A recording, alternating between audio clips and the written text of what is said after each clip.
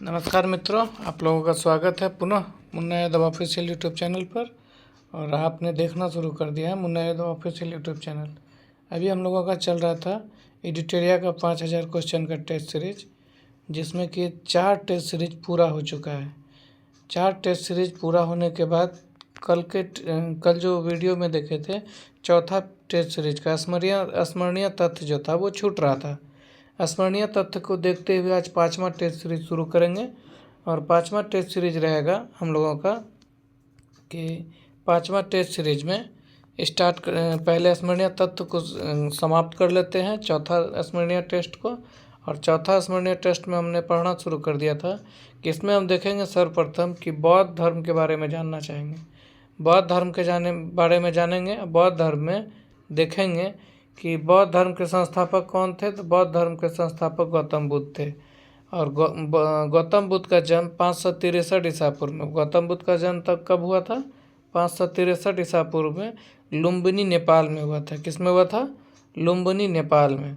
और इसकी मृत्यु जो हुआ था 483 ईसा पूर्व में। इसकी मृत्यु 483 ईसा पूर्व में कुशीनगर, जो कि वर्तमान में उत्तर प्रदेश में है, कुशीनारा उत्तर प्रदेश में हुई थी। इनके बचपन का नाम देखेंगे तो बचपन का नाम है सिद्धार्थ। बचपन का नाम क्या है? सिद्धार्थ है। बचपन का नाम क्या है? सिद्धार्थ है। और आगे देखते हैं कि इनको 6 वर्ष की कठिन तपस्या के बाद 6 वर्ष के कठिन तपस्या के बाद 35 वर्ष की आयु में फल्गु नदी के किनारे ज्ञान की प्राप्ति हुआ। कहाँ हुआ था? ज्ञान की प्राप्ति फल्गु नदी के किनारे, जो कि गया में पड़ता है। ठीक है। और आगे देखते हैं कि गौतम बुद्ध के ही बारे में है कि गौतम बुद्ध जो है, इसका पहला एवं सर्वाधिक उपदेश क्रमशः, पहला उपदेश जो था वो सारनाथ में था। पहला उपदेश कहाँ था? पहला उपदेश देखेंगे तो सारनाथ में था। जबकि सर्वाधिक उपदेश जो दिए थे वो दिए थे श्रावस्ती में दिए थे। तो याद रखेंगे, पहला उपदेश कहाँ था? सारनाथ में था। जबकि अधिक उपदेश कहाँ दिया था? श्रावस्ती में। बौद्ध धर्म में आत्मा की परिकल्पना नहीं की है। अगर पूछा जाएगा, बौद्ध धर्म में आत्मा की परिकल्पना नहीं की गई है। बौद्ध धर्म में आत्मा की परिकल्पना नहीं की गई है, जबकि पुनर्जन्म की मान्यता है इसमें। बौद्ध धर्म में आत्मा की परिकल्पना नहीं है, जबकि पुनर्जन्म का इसमें मान्यता है। बौद्ध संघ की सम्मिलित होने की न्यूनतम आयु, बौद्ध संघ में जो कोई सम्मिलित होना चाहेगा उसकी न्यूनतम आयु निर्धारित की गई थी, जो कि 15 वर्ष थी। न्यूनतम आयु कितना? 15 वर्ष। गौतम बुद्ध ने आम्रपाली को सर्वसम्मति से, ये आम्रपाली का नाम याद रखेंगे, जो कि सर्वसम्मति से स्त्री रत्न घोषित किया गया था। गौतम बुद्ध ने आम्रपाली को सर्वसम्मति से स्त्री रत्न घोषित किए थे। सर एडविन अर्नाल्ड ने गौतम बुद्ध की एशिया का ज्योतिपुंज कहा था। एशिया का ज्योतिपुंज पूछेंगे, एशिया का ज्योतिपुंज किसे कहा जाता है? तो ये गौतम बुद्ध को कहा जाता है। और ये किसने कहा था? तो ये कहने वाले थे सर एडविन अर्नाल्ड।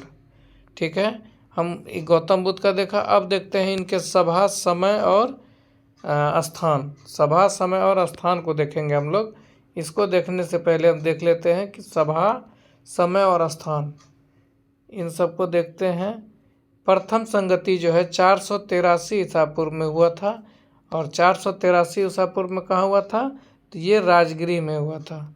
ये कहाँ हुआ था? राजगिरी में हुआ था। तो देखते हैं कि सभा और समय, स्थान, ये इन तीनों को देखेंगे। सर्वप्रथम देखेंगे कि ये सभा जो है, प्रथम संगति जो हुआ था, प्रथम संगति कहाँ हुआ है? 483 ईसा पूर्व में। 483 ईसा पूर्व में हुआ है, राजगिरी में हुआ है। और ये महाकश्यप इसके अध्यक्ष थे। कौन थे अध्यक्ष? महाकश्यप इसके अध्यक्ष थे। जबकि शासनकाल किसका था उस समय में? उस समय में शासनकाल था अजातशत्रु का। प्रथम संगति राजगिरी में हुआ था 483 ईसा पूर्व में। महाकश्यप इसके अध्यक्ष थे और अजातशत्रु इसके शासनकाल में प्रथम संगति हुआ था। अब देखेंगे इसमें द्वितीय संगति। द्वितीय संगति देखते हैं। द्वितीय संगति हुआ था 483 ईसा पूर्व में। कब हुआ था? 383 ईसा पूर्व में हुआ था द्वितीय संगति। और ये हुआ था वैशाली में हुआ था। कब हुआ था? वैशाली में हुआ था। और ये अध्यक्ष इसके कौन थे? सबाकामी। इसके अध्यक्ष कौन है? सबाकामी। जबकि ये किसके शासनकाल में हुआ था? ये हुए थे कालाशोक के शासनकाल में। किसके शासनकाल में? कालाशोक के शासनकाल में। अब तीसरा देखते हैं, तृतीय बौद्ध संगति। तृतीय बौद्ध संगति जो है ये 250 ईस्वी में हुआ था, ईसा पूर्व में। ये कब हुआ? 250 ईसा पूर्व में। ये हुआ था पाटलिपुत्र स्थान पर हुआ था। और इसके अध्यक्ष कौन थे? तो मोगलीपोत्तीस थे। कौन थे अध्यक्ष? मोगलीपोत्तीस। और इसके किसके शासनकाल थे? तो इनको याद रखेंगे, अशोक के शासनकाल में हुआ था। अब देखते हैं अगला, चतुर्थ बौद्ध संगति। चतुर्थ बौद्ध संगति, इसको कहीं 100 ईसा पूर्व में दिया हुआ है, कहीं 98 ईस्वी में देता है, कहीं 98 ईस्वी में। 100 ईसा पूर्व नहीं, ये कब देती है? तो ये देता है 98 ईसा पूर्व, ईस्वी। 98 ईस्वी पहला है जो कि ईस्वी में हुआ है, बाकी बात सब ईसा पूर्व में। ये कुंडलवन कश्मीर में हुआ है। ये कहाँ हुआ है? कुंडलवन कश्मीर। ये बिहार से बाहर पहली बार हुआ है, वो कुंडलवन कश्मीर में हुआ है। इसके अध्यक्ष कौन थे? तो वसुमित्र। जबकि इसमें किसके शासनकाल में हुआ था? ये कनिष्क के शासनकाल में हुआ था। तो चारों बौद्ध संगति याद रखेंगे। आगे चलते हैं, जैन धर्म के बारे में बताते हैं। जैन धर्म के बारे में है, तो ये जैन धर्म के संस्थापक कौन थे? ऋषभदेव। कौन थे? ऋषभदेव। जैन धर्म के संस्थापक ऋषभदेव। जैन धर्म के 22वें एवं 23वें तीर्थंकर क्रमशः अरिष्टनेमी और पार्श्वनाथ थे। 22वें कौन है? अरिष्टनेमी। 23वें पार्श्वनाथ। 22वें अरिष्टनेमी। 22वें हो गया अरिष्टनेमी, और जबकि 23वें पार्श्वनाथ थे। महावीर स्वामी जैन धर्म के 24वें, याद रखेंगे, सबसे अंतिम 24वें तीर्थंकर थे, और ये अंतिम तीर्थंकर थे। महावीर स्वामी का जन्म 540 ईसा पूर्व। महावीर स्वामी का जन्म कब हुआ है? 540 ईसा पूर्व। महावीर स्वामी का जन्म 540 ईसा पूर्व में कुंडल ग्राम कश्मीर में, कुंड ग्राम है ये, कुंडल ग्राम नहीं होगा, ये होगा कुंड ग्राम, वैशाली में हुआ था। महावीर स्वामी का जन्म कुंड ग्राम वैशाली में हुआ था। और महावीर स्वामी का मृत्यु जो हुआ था वो 468 ईसा पूर्व में हुआ था। कहाँ हुआ था? इनका मृत्यु हुआ था नालंदा पावापुरी में। नालंदा में पावापुरी में। महावीर का बचपन का नाम वर्धमान था। महावीर का बचपन का नाम वर्धमान था। इन्होंने 30 वर्ष की आयु में, क्या है? इन्होंने 30 वर्ष की आयु में संन्यास जीवन को स्वीकारा था। 30 वर्ष की आयु में क्या था? संन्यास जीवन को स्वीकारा था। और इसके बाद 30 वर्ष के 12 वर्षों की कठिन तपस्या, याद रखेंगे कितने? 12 वर्षों की कठिन तपस्या के उपरांत ऋजुपालिका नदी, याद रखेंगे इसको, ऋजुपालिका नदी के तट पर साल वृक्ष के नीचे ज्ञान की प्राप्ति हुई है। महावीर ने अपने शिष्यों को 11 गंधर्वों में विभाजित किया। इसके शिष्य कितने गंधर्व में? 11 गंधर्व में विभाजित किया। महावीर पुनर्जन्म एवं कर्मवाद में विश्वास करते थे। महावीर किस में विश्वास करते थे? पुनर्जन्म भी होगा, और कर्म जो जैसा करेगा वैसा उसको फल मिलेगा। स्यादवाद और अनेकांतवाद संबंधित हैं, ये भी जैन धर्म से है। स्यादवाद और अनेकांतवाद है। प्रथम जैन भिक्षुनी कौन थे? तो ये प्रथम जैन भिक्षुनी थे चंपा। और महावीर के प्रथम अनुयायी कौन थे? महावीर के प्रथम अनुयायी उनके दामाद जामिल थे। कौन थे? उनके दामाद जामिल थे। प्रथम अनुयायी में इसका नाम आता है। अब देखेंगे हम लोग जैन संगतियाँ। क्या देखेंगे? जैन संगतियाँ। जैन के 2 संगतियाँ हुई थी।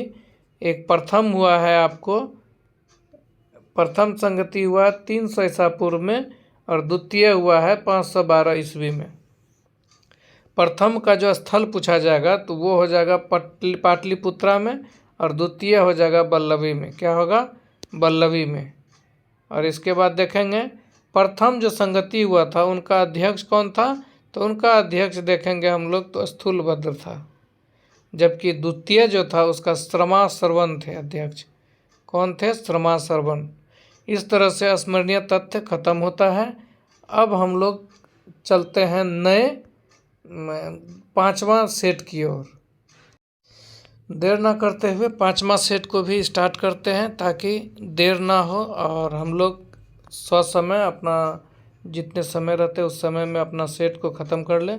5000 सेट का जो ये सीरीज है, ये 5000 क्वेश्चन जो है, जो कि 100 सेटों में है, ये 5000 को बारी बारी तरीके से पर डे एक एक सेट करके 100 दिनों में इसको ख़त्म कर लिया जाएगा। 100 दिनों में इनको ख़त्म कर लिया जाएगा। प्रैक्टिस सेट नंबर 5 को स्टार्ट करते हैं और पहला प्रश्न इसमें देखते हैं। पहला प्रश्न है, फिरोज शाह मेहता द्वारा किस वर्ष बम्बई प्रेसिडेंसी एसोसिएशन का स्थापना की गई? तो इनका आंसर होगा 1885। और दूसरा प्रश्न है, मृत घाटी डेथ वैली क्यों प्रसिद्ध है? मृत घाटी जो है वो डेथ वैली क्यों प्रसिद्ध है? तो हम इनको देखेंगे। ये अत्यधिक उष्णता के कारण ये प्रसिद्धि हासिल किया गया है। क्या है? अत्यधिक उष्णता के कारण ये प्रसिद्धि है। तीसरा प्रश्न है कि जलोढ़ मिट्टी के संबंध में, क्या है तीसरा प्रश्न? जलोढ़ मिट्टी के संबंध में कौन सा कथन सत्य है? तो इनमें होगा कि 1 और 3 दोनों सत्य है। दोनों क्या हो जाएगा? सत्य है। देखिए, जलोढ़ मृदा प्रायद्वीपीय प्रदेश में पूर्वी तट की नदी डेल्टाओं और नदियों की घाटियों में पाई जाती है। जलोढ़ मृदा कहाँ पाई जाती है? प्रायद्वीपीय भारत में पूर्वी तट की नदी डेल्टाओं और नदियों की घाटियों में पाई जाती है। और दूसरा है, देखिए, प्रतिवर्ष जो है बाढ़ के कारण निक्षेपित होने वाली नई जलोढ़ मिट्टी को खादर कहते हैं। या बांगर दिया था, गलत है, ये खादर कहलाएगा। प्रतिवर्ष जो बाढ़ के द्वारा निक्षेप के द्वारा जो लाया जाता है जलोढ़ मिट्टी, नई जलोढ़ मिट्टी, उसको खादर कहते हैं। तीसरा है कि जलोढ़ मृदा में पोटास की मात्रा अधिक पाई जाती है। जलोढ़ मृदा में क्या होता है? पोटास की मात्रा अधिक पाया जाता है। अगला प्रश्न है, सूर्य ग्रहण की स्थिति में सूर्य क्या होता है? सूर्य जो है, चंद्रमा जब सूर्य और पृथ्वी के बीच में आता है तब सूर्य ग्रहण लगता है। सूर्य ग्रहण में याद रखेंगे, चंद्रमा जब सूर्य और पृथ्वी के बीच में आता है तो सूर्य ग्रहण होता है। और अगला प्रश्न है, यूरेनियम के भंडार, क्या है? यूरेनियम के भंडार में निम्नलिखित देशों में कौन सा देश शीर्ष पे है? यूरेनियम के भंडार के लिए ऑस्ट्रेलिया जो है ये शीर्ष पे है। ऑस्ट्रेलिया क्या है? शीर्ष पे है।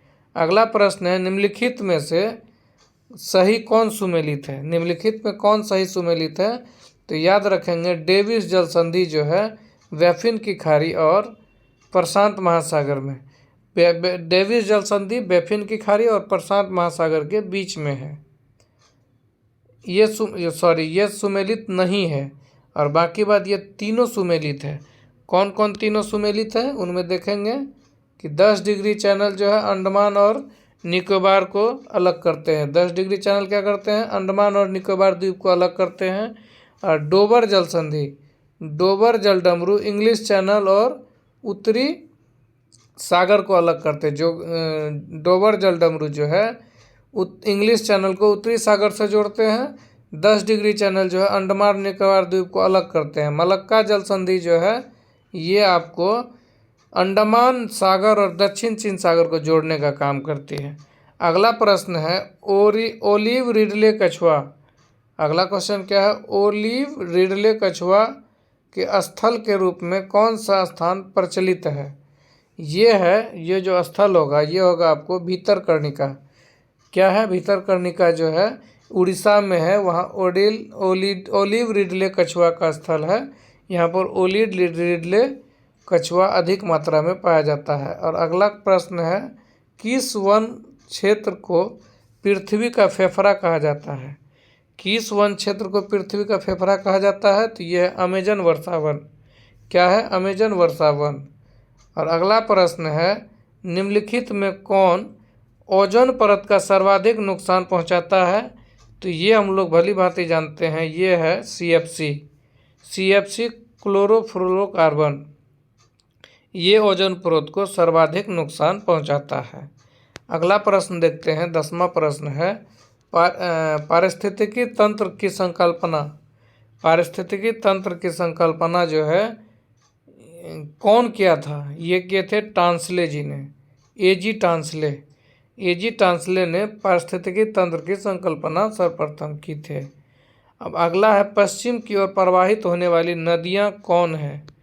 तो इसमें देखना है तो ये नर्मदा, माही और ताप्ती, ये तीनों नदियां जो है अरब सागर की ओर भारत के पश्चिम दिशा में बहने वाली नदियां हैं। अगला प्रश्न है कि सोडियम हाइड्रोक्साइड क्या है। सोडियम हाइड्रोक्साइड और हाइड्रोक्लोरिक अम्ल HCl की अभिक्रिया से सोडियम क्लोराइड और जल बनते हैं। ये कौन सी अभिक्रिया है। ये जो है उदासीकरण की अभिक्रिया है। ये क्या है, उदासीकरण की अभिक्रिया है।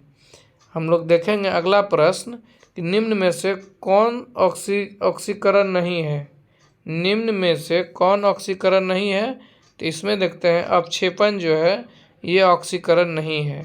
अगला प्रश्न है निम्न में से कौन सा अधातु विद्युत का सुचालक है। निम्न में से कौन सा धातु विद्युत का सुचालक है। तो ये है ग्रेफाइट। अगला प्रश्न है 15वां प्रश्न है रबर में किसका बहुलक है। रबर में किसका बहुलक है। तो आप देखेंगे रबर में जो है आइसोप्रीन का बहुलक है। क्या है, आइसोप्रीन का बहुलक है। अगला प्रश्न है वास्तविक वस्तु का हमेशा सीधा प्रतिबिंब बनाने वाला दर्पण कौन सा है। तो ये है समतल दर्पण। कौन है, ये है समतल दर्पण। अगला प्रश्न है कि विद्युत चुंबक बनाने के लिए प्रायः किस पदार्थ के छड़ का उपयोग होता है। तो ये होता है नर्म लोहे का। विद्युत चुंबक बनाने के लिए प्रायः किस पदार्थ के छड़ का प्रयोग किया जाता है। ये किया जाता है नर्म लोहे का। अगला प्रश्न है कि निम्न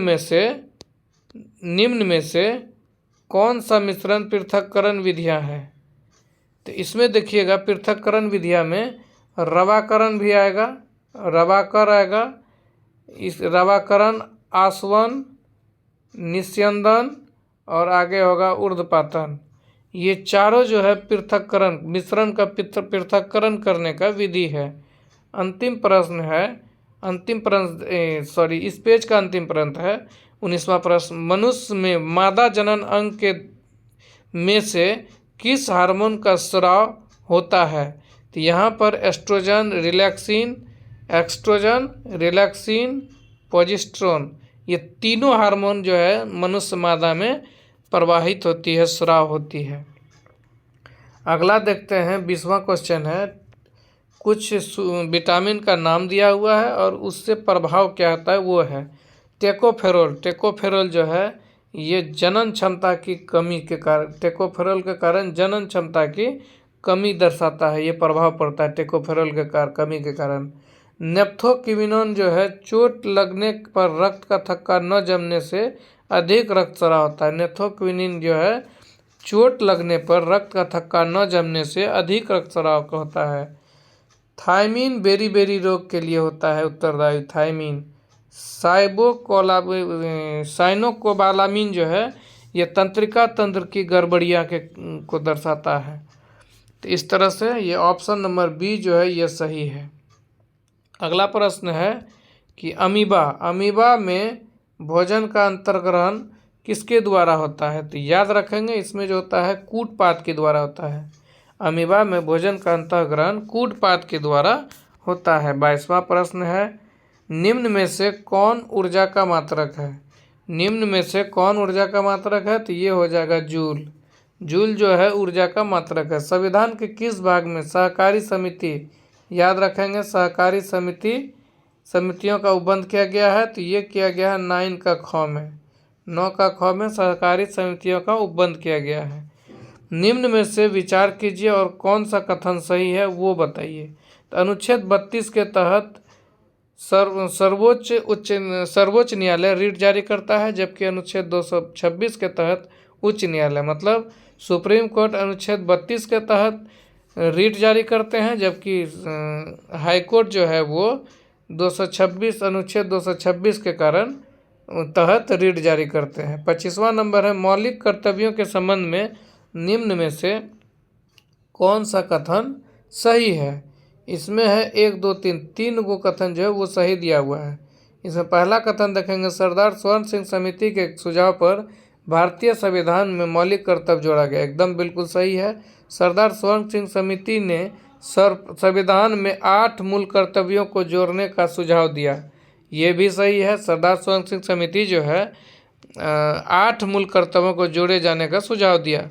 और ये सरदार स्वर्ण सिंह समिति के सिफारिश पर 42वां संविधान संशोधन के द्वारा 10 मौलिक कर्तव्य जोड़ा गया। कितना? 42वां संविधान के तहत 10 मौलिक कर्तव्य जोड़ा गया। और अभी देखिएगा वर्तमान में भारतीय संविधान में 11 मौलिक कर्तव्य है। वर्तमान में भारतीय संविधान में कितने मौलिक कर्तव्य है? 11 मौलिक कर्तव्य है। 26वां प्रश्न है कि 1919 के भारत शासन अधिनियम की निम्नलिखित में से कौन सी प्रमुख विशेषताएं हैं? तो इनमें सारे विशेषताएं हैं 1919 के भारत शासन अधिनियम के तहत। पहला देखिए, केंद्र द्वारा प्रांतों को विधायी शक्ति का हस्तांतरण। दूसरा है प्रांतों को कार्यकारिणी सरकार में द्वैत शासन की व्यवस्था। तीसरा है इसके तहत पहली बार केंद्रीय बजट को राज्यों के बजट से अलग किया गया। 1919 के तहत ये तीनों काम किया गया था। केंद्र द्वारा प्रांतों को विधायी शक्ति का हस्तांतरण किया गया था, प्रांतों को कार्यकारिणी सरकारों में द्वैत शासन की व्यवस्था की गई थी। इसके तहत पहली बार केंद्रीय बजट को राज्यों के बजट से अलग किया गया था। अगला प्रश्न देखते हैं, 27वां प्रश्न है। ये अगला प्रश्न है, स्वतंत्र भारत में पहली बार मंत्रिमंडल में रेलवे और परिवहन मंत्रालय का जिम्मा किसे सौंपा गया था? ये थे डॉक्टर जॉन मैथाई। कौन थे? डॉक्टर जॉन मैथाई। और अगला प्रश्न है कि निम्नलिखित में से कौन से राज्य के नीति निर्देशक सिद्धांत नहीं है? नहीं सी नंबर है, लेकिन ये 3 जो है राज्य के नीति निर्देशक सिद्धांत है। ये है कुटीर उद्योगों का विकास करना, आजीविका के पर्याप्त साधन का अधिकार, और यह है राज्य पोषणों के और जीवन स्तर को बढ़ाने और सार्वजनिक स्वास्थ्य में सुधार करने का प्रयास। अगला प्रश्न है, लॉर्ड डलहौजी के शासनकाल में। किसके शासनकाल में? तो लॉर्ड डलहौजी के शासनकाल में व्यापक सिद्धांत के कारण ब्रिटिश साम्राज्य में शामिल किए गए राज्यों की सूची में शामिल नहीं था। ये बघाट, सतारा और झांसी, ये तीनों शामिल किया गया था, जबकि ये अवध जो है ये शामिल नहीं किया गया था।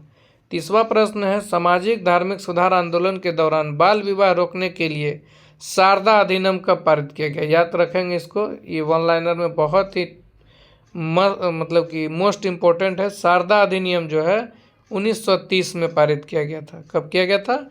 1930 में पारित किया गया था। 31वां प्रश्न है, भारत में हुए किसान आंदोलन की प्रथम भारतीय किसान स्कूल की स्थापना किसके द्वारा की गई थी? तो ये किया गया था एन.जी. रंगा के द्वारा। किसके द्वारा किया गया था? एन.जी. रंगा के द्वारा। अगला है इंडियन मिरर। क्या है?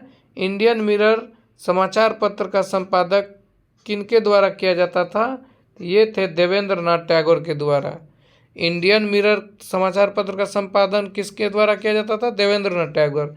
जबकि भारत में हुए किसान आंदोलन में प्रथम भारतीय किसान स्कूल स्थापना कौन? एन.जी. रंगा ने किया था। 33 नंबर में है, कांग्रेस के किस अधिवेशन के दौरान पृथक निर्वाचन पद्धति, याद रखेंगे पृथक निर्वाचन पद्धति। देखिए, पृथक निर्वाचन पद्धति को अस्वीकार किया गया था, इसको स्वीकार नहीं किया गया था। ये था 1909 के लाहौर अधिवेशन के दौरान। मुस्लिम लीग के द्वारा प्रत्यक्ष कार्यवाही दिवस कब मनाया जाता है? ये प्रत्यक्ष कार्यवाही दिवस जो है ये 16 अगस्त 1946 को मनाया जाता है। अगला प्रश्न है 35वां है, निम्नलिखित में से कौन सा कथन जलियांवाला बाग हत्याकांड के संबंध में सही नहीं है? तो इसमें पढ़ना हमको सही है, जलियांवाला हत्याकांड का कौन सा कथन सही है? तो ये तीनों कथन सही है, तीनों के तीनों कथन सही है। जिसमें से पहला है, जलियांवाला बाग हत्याकांड की जांच के लिए हंटर समिति गठित की गई थी और सैफुद्दीन किचलू और डॉक्टर सत्यपाल की गिरफ्तारी के विरोध में सभा का आयोजन किया गया था। इसके उपरांत गांधी जी ने कैसर-ए-हिंद की उपाधि लौटा दी थी।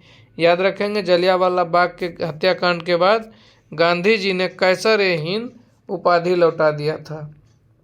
अगला प्रश्न है, भारत में चांदी सर्वप्रथम किस काल में पाई गई थी?